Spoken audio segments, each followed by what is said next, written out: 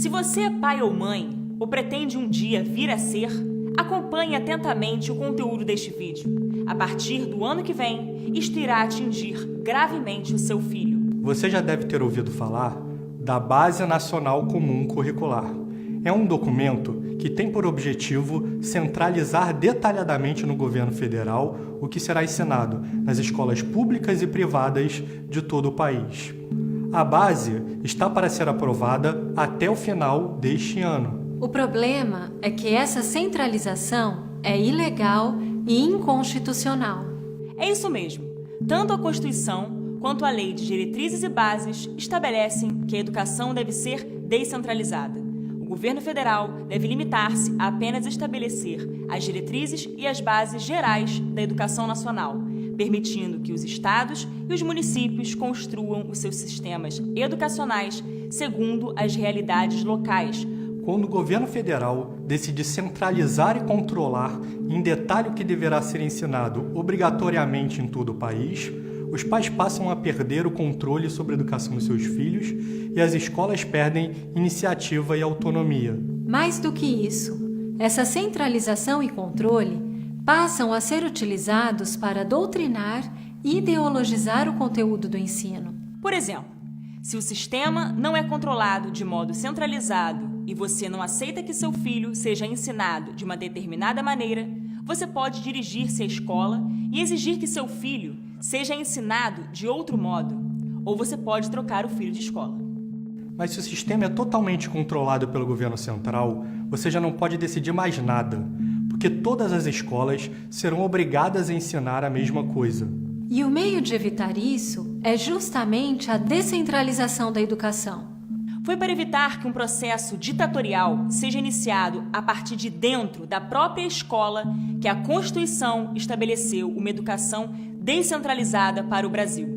As constituições de 1946, 1967 e 1988 e as leis de diretrizes e bases da educação nacional de 1961 e 1996 estabeleceram claramente os critérios de uma educação descentralizada. Neste objetivo, nossos legisladores sempre foram apoiados pelos maiores educadores do país. O conteúdo ideológico da base é imenso, mas neste vídeo quero fazer referência à ideologia de gênero. Desde 2014, o Ministério da Educação tenta introduzir a obrigatoriedade do ensino da ideologia de gênero na educação brasileira, mas, apoiados pelos pais de todo o país, os parlamentares vetaram o gênero como uma meta da educação brasileira. Em 2014 e 2015, o Congresso Nacional, os estados e quase a totalidade dos 6.000 municípios brasileiros vetaram o gênero como meta da educação. E apesar da imensa rejeição popular, o MEC insiste em inserir a ideologia de gênero na Base Nacional Comum Curricular.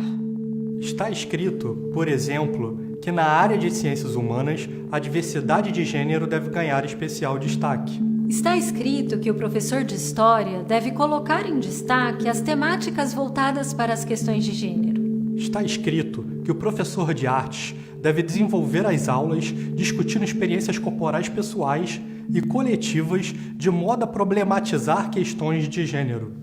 E há dezenas de outras referências à ideologia de gênero no texto. E, gente, não estamos falando somente de respeito à diversidade, de combate ao preconceito. Isso seria muito justo.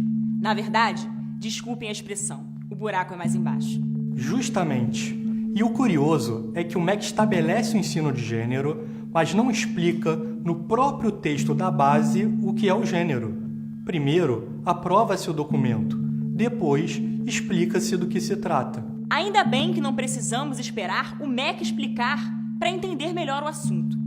A explicação se encontra nos textos dos principais teóricos do gênero.